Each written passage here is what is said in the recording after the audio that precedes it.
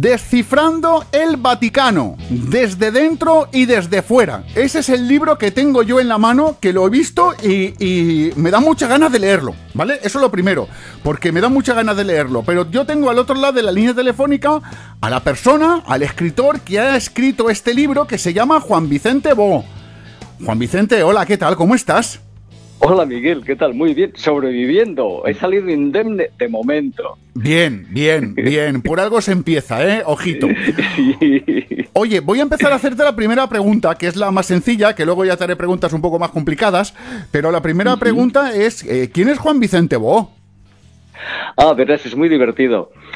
Yo soy una especie de marinero de la Ría de Arosa, que poquito a poquito fue estudiando bachillerato, la carrera de economía y luego pues terminó de periodista haciendo información económica en Bruselas, luego información político-económica en Nueva York, pasé una temporada en Hong Kong en la época de la entrega a China y hace 22 años el diario ABC me pidió que si podía ir a Roma, pues a lo mejor 6 meses o un año, porque en 1998 el Papa Juan Pablo II daba muestras preocupantes de descenso de salud, fallecimiento inminente. Nos gustaría tener un corresponsal veterano ahí, lo mismo que te encargaste de la entrega de Hong Kong a China y de tantas cosas en Estados Unidos. Entonces yo acepté y así hasta hoy, 22 años, fíjate. Y eso que ibas a ir para 6 meses, ¿eh? Ojo, menos mal sí, que... para una emergencia. Entonces... Ojo, menos mal que no te dijeron que ibas a estar ahí un periodo largo, si no...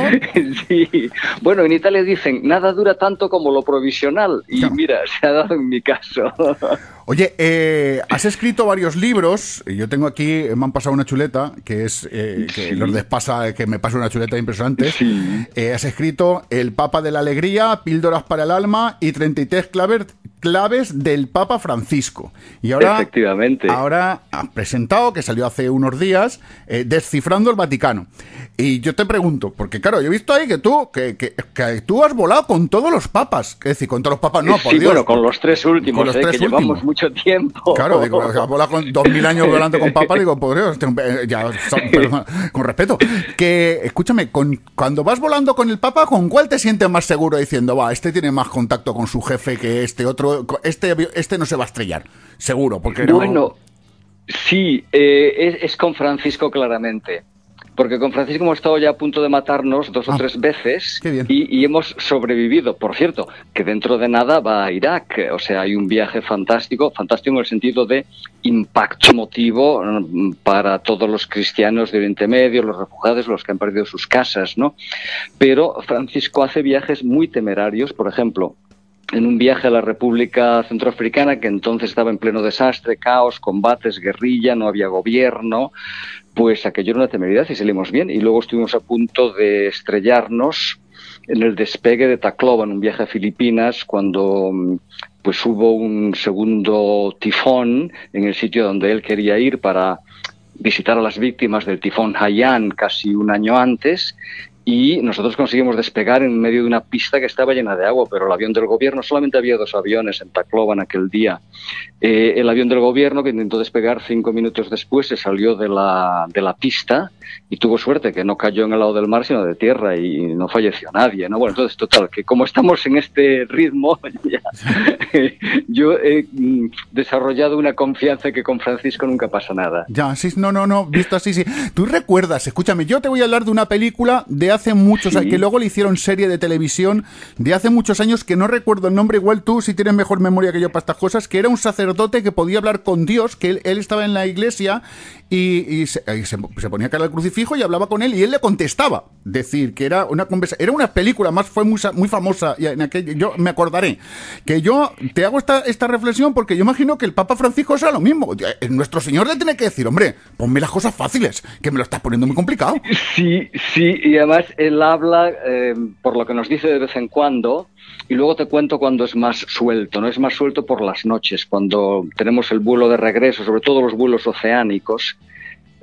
Ojo que con los vuelos con Francisco no es una broma, acabamos todos cansados, ¿no? Y sobre todo en un año, recuerdo un año que hicimos pues me parece que fueron 87.000 kilómetros en un año o algo así, ¿no? Entonces, por las noches cuenta cosas, todo así en plan muy informal, claro, y a veces cuenta cosas de su relación con Dios, de lo que él dice a Dios. Por ejemplo, mira, te voy a contar una relacionada con lo que preguntabas antes.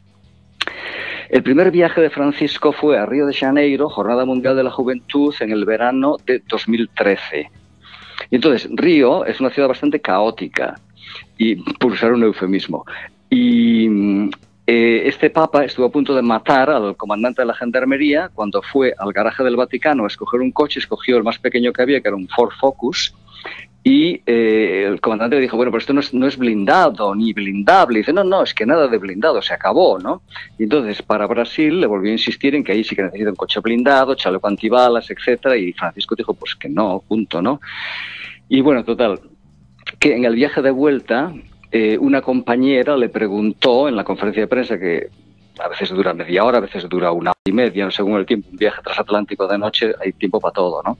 Pues le preguntó, ¿usted se da cuenta de que en cualquier momento le pueden matar por su empeño en no utilizar chalecos de protección y vehículos blindados? Y nos dijo, sí, ya lo he pensado, y me preocupa sobre todo por la gente que está a mi alrededor. Decía, mirándonos a nosotros que estamos con él en muchos de estos sitios, ¿no?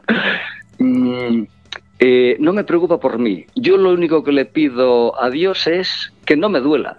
Claro. Porque tengo mucho miedo al dolor.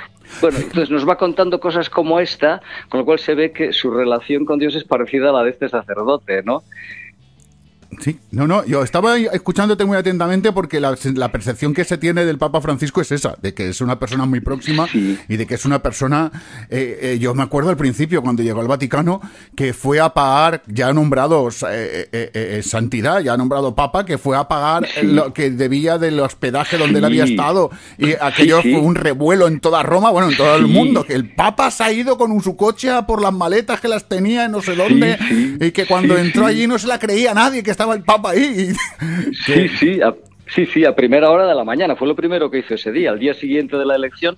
Pero bueno, la tarde del día de la elección lo que hizo fue llamar a su hermana naturalmente y luego llamar a varios amigos, entre otros, pues 2 compañeros de Roma, de los que es muy amigo, Elisabetta Piqué, la corresponsal de La Nación de Buenos Aires, y su marido, Jerry O'Connell, de American Magazine, para decirles, contarles sus impresiones. Es decir, que, como sabes, hace muchas llamadas telefónicas, escribe muchas cartas y se mueve con libertad. O sea, él se está liberando de la estructura del Vaticano, que era muy palaciega, versallesca, ¿no? Y entonces, como ves, pues hace lo que le parece, pues va a una tienda a cambiarse las gafas y circula con ese cochecito por la ciudad, porque va muchas veces al edificio donde está el sínodo y lo que hace es sentarse delante, al lado del que conduce, y eso sí, respetuosamente se pone el cinturón siempre y demás, y te saluda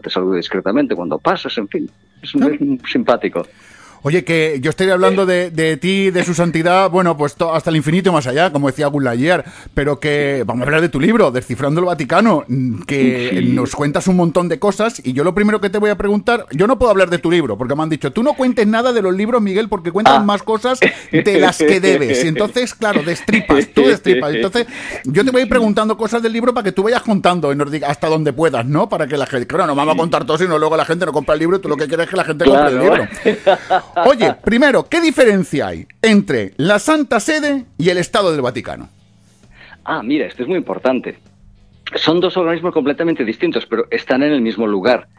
La Santa Sede es el organismo jurisdiccional de la Iglesia Católica en el mundo. Por ejemplo, la Congregación de los Obispos, la Congregación de la Doctrina de la Fe, el Departamento de Laicos, Familia y Vida, todo un conjunto de organismos que parecen en cierto modo una universidad, ¿no? Que tiene su facultad de medicina, su facultad de derecho, etcétera. O sea que fundamentalmente enseñan y transmiten el mensaje de Jesús. Y luego el Estado del Vaticano es una cosa muy divertida, que es ese territorio de 44 hectáreas con sus organismos. Sus organismos son la Gendarmería, los museos vaticanos, la Biblioteca Vaticana, etcétera. 44 hectáreas es, si fuese cuadrado, serían 700 por 700 metros. O sea, no hay municipio en este planeta tan pequeñito. Pero ahí están los museos más antiguos del mundo, la biblioteca más antigua del mundo y la mejor dotada en manuscritos originales, tesoros artísticos como la Capilla Sixtina, en fin, que hay un poquito de todo. Entonces, por así decirlo, la Santa Sede es la banda de música que toca, ¿no?, y que interpreta las sinfonías, y lo otro es la plataforma en la que se apoya. Lo que pasa es que esta plataforma, pues en lugar de ser, pues hombre, el estado más pequeñito que viene después me parece que es Monte Carlo, Mónaco, no estoy seguro. Bueno, total, que se apoya en este territorio tan pequeñito, pero que es una especie de tesoro de arte y de historia. Ojo. Oye, en tu libro hablas de una cosa que me ha impactado mucho, que hablas de columnas y de arcos. Digo, es que nos habremos equivocado y estamos hablando de arquitectura. Pues verás, es que el problema para entender el Vaticano es que es un bosque. Entonces, es un bosque en que hay demasiados árboles que te impiden ver el bosque. En la Santa Sede tiene 60 y tantos organismos. El Estado del Vaticano tiene 20 y tantos, en total 90. Entonces, ahí no hay quien se aclare. Entonces yo decidí hacer un desbroce radical. Por cierto, luego te cuento si quieres lo que me dijo el Papa cuando le comenté mi proyecto, porque le dio la risa también a él, ¿no? Bueno, pues total, que para hacer el desbroce dije, aquí hay que identificar cuáles son las columnas en que se apoya el Papa, y las voy a reducir a 12. Por ejemplo, pues la Congregación de la Doctrina de la Fe, por ejemplo, pues la Gendarmería Vaticana y la Guardia Suiza, la Congregación de los Obispos, que es muy importante porque selecciona los obispos de todo el mundo, ¿no? Y luego los 7 arcos son entidades que nos permiten a los que estamos fuera, bueno, yo estoy dentro, no sé a veces estoy dentro o fuera, pero bueno, total, a los que estáis totalmente fuera, os permiten ver el Vaticano y viceversa, porque hay arcos que permiten ver hacia dentro, pero permiten ver hacia afuera. Por ejemplo, las pontificias academias, sobre todo la de ciencias y de ciencias sociales, están entre los mejores think tanks del mundo para entender la inteligencia artificial, para entender pues el cambio climático, para entender este tipo de cosas. Son arcos abiertos hacia dentro y hacia afuera.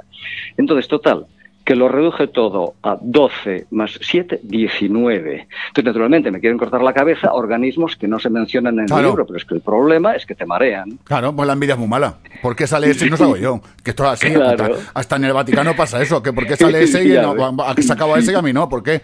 Claro, oye, que hablabas de eso, de lo que te dijo el Papa, y yo te voy a preguntar eso, que le pediste permiso al Papa. Yo me imagino, Santidad, voy a escribir esto y que te dijera el Papa, ¿viste, Juan Vicente? Pero vos eso no lo conté. ¿Sabéis vos? ¡No seas boludo!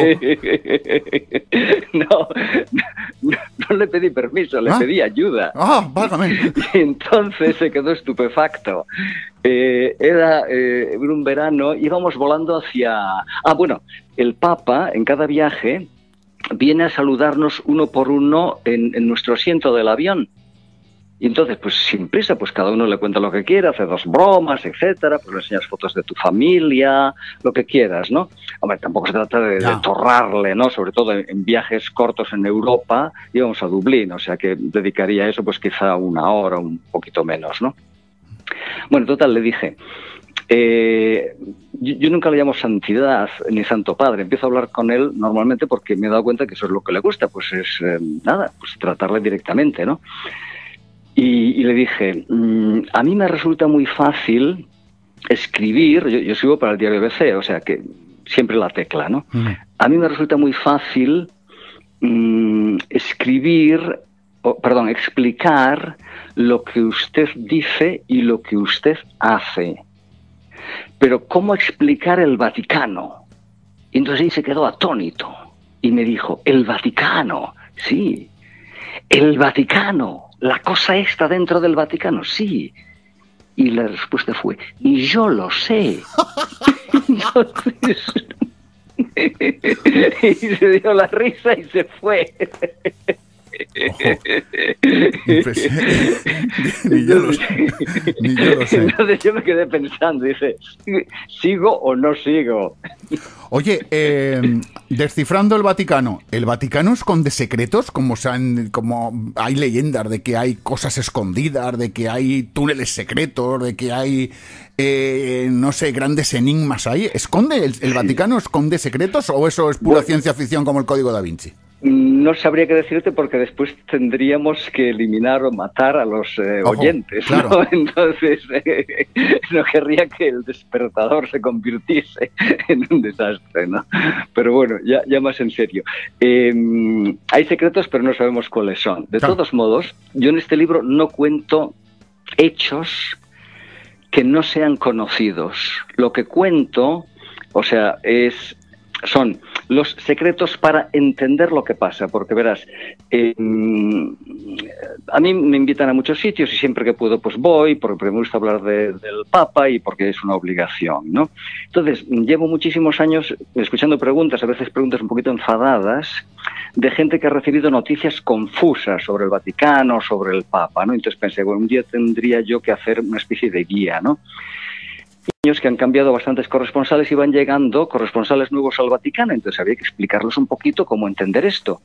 Entonces el libro es como una especie de guía o manual para esos dos tipos de personas, las personas que tienen interés por el Vaticano y el Papa, para separar lo accesorio de lo esencial, para entender cómo funciona por dentro, y también para periodistas, con lo cual tiene pues esas dos lecturas, pero lo he escrito de modo muy genérico. Por ejemplo, para que te hagas una idea, igual que simplifiqué estas son las 12 columnas esenciales y estos son los 7 arcos, el libro tiene 3 partes que no pueden ser más simples.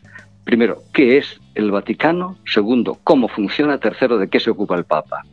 Entonces, es útil como secreto para descubrir sobre todo lo que es inútil leer o lo que es inútil escuchar porque no vale la pena, ¿no? Claro. No, sí, lo aclara mucho. Oye, una pregunta yo tuve la suerte de ver al Papa Juan Pablo II. ¿Vale? Era yo pequeño. Qué bien. Tuve la suerte de verlo, además una visita que vino a Valencia, no he podido ver a ningún otro papa, ¿de acuerdo? Y esto no he podido ver. He visto el papamóvil de la última vez que vino el Ratzinger, creo que fue. Sí, Benedicto, a Valencia, sí. Que vino a Valencia, pues no lo pude ver a él, pude ver el papamóvil por cosas profesionales. Fíjate qué cosa, ¿no? Dice, vi el coche vacío, vaya hombre. Entonces, yo recuerdo de que era un niño y todavía recuerdo ver al Papa, a Juan Pablo II, ¿de acuerdo? Ver impactar la visión de esa persona. De impactar, de sentir algo como decir, no sé, no lo puedo definir, ¿de acuerdo? Pero es como sentir algo que dices, ¿tú has sentido eso cuando has visto a los papas, a cualquiera de los tres? ¿Se siente eso? ¿O es algo que me pasó a mí porque era un crío y quizás tenía idealizado la imagen? No, a mí me ha pasado algunas veces. Me pasaba con Juan Pablo II. Cuando yo llegué a Roma en el 98, él pues estaba ya bastante limitado en sus movimientos por el Parkinson y bueno, pero me llamaron para esa emergencia y luego falleció en el 2005, o sea que pues estuve ahí 7 años, ¿no? Entonces, en varias ocasiones he estado con él viéndole rezar a solas, por un sistema que tenemos en los viajes, que es que vamos 1 o 2 o 3 o 4, según la gente que quepa en cada sitio, y luego informamos a los demás, ¿no? Y entonces eso a mí me impresionaba mucho, porque recuerdo una vez, la que más me impresionaba era en la catedral en Cracovia, ¿no? Donde fue pues toda su historia, y después fuimos al cementerio militar donde estaba enterrado pues su padre, que era capitán del ejército austrohúngaro, y los demás de su familia, ¿no? Y no pudo ni siquiera bajar del Papa. ¿Te acuerdas aquel papamóvil grande? Sí. Que tenía pues que era una gran caja de cristal, un Mercedes con una caja de cristal altísima. Correcto, lo recuerdo. Bueno, pues él bajó la ventanilla y estuvo de pie, asomado a la ventanilla a unos metros delante de la tumba, y yo estaba allí al lado, ¿no? Entonces, en varias ocasiones lo he sentido, pero te voy a contar una cosa que es menos conocida en España. Un compañero se dedicó en los últimos años de Juan Pablo II a reunir milagros de Juan Pablo II. Y he dicho bien, en los últimos años de vida, porque Juan Pablo II hacía muchos milagros en vida, fíjate, que luego no sirven para la causa de beatificación, pero sí que los hacía. De hecho, yo he conocido a uno, porque lo he visto varias veces, pues un neoyorquino, judío, un poco creyente, pero por una serie de casualidades decidió hacer una parada en Roma, camino de Jerusalén, porque le habían intentado un tumor cerebral, le habían intentado operar o tratarse en los Estados Unidos, no habían conseguido curarlo, y entonces tenía la nostalgia de irse a morir a Jerusalén. Y decidió hacer una parada en Roma, y por un amigo común terminó yendo a la misa del Papa. Juan Pablo II invitaba gente a su misa por la mañana. Y este hombre se acercó a comulgar, como vio que los otros pues se acercaban a comulgar, y él también, ¿no? Y después el secretario del Papa le dijo: bueno, usted ha tenido este gesto con nosotros, que le agradezco, pero realmente la comunión es solo para los católicos y demás. Y entonces él escuchaba y se reía. Y cuando salió de allí llamó a su mujer a Nueva York y le dijo: oye, mira, que ya no sigo a Jerusalén porque estoy curado. Entonces, claro, su mujer se alarmó muchísimo, porque dice: Dios mío, el tumor era avanzado y está perdido ya el control de la situación. Y dice: no, no te preocupes, y demás. No me recojáis nada porque estoy curado. Y entonces este se volvió a Nueva York sin el tumor. Bueno, pues de esos, un compañero italiano recogió 20 y tantos. ¡Ojo!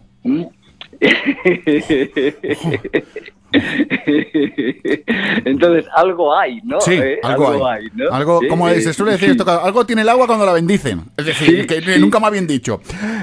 Juan Vicente Boo, que muchas gracias por haber estado aquí con nosotros en El Despertador, presentándonos y contándonos cosas del Vaticano, descifrando el Vaticano desde dentro y desde fuera. Editoriales Pasa que está en todo el mundo, está hasta en la Ciudad del Vaticano, está Editoriales Pasa, está en todo el mundo, pero nosotros recomendamos siempre que vayáis ¿a dónde? Pues en las grandes superficies comerciales está, en las plataformas electrónicas está el libro, pero que vayáis a vuestro librero de barrio, al librero de toda la vida, que ya lo dice aquel, a Dios rogando pero con el mazo dando, hay que echarles una mano a los libreros porque la gente lo está pasando bastante mal.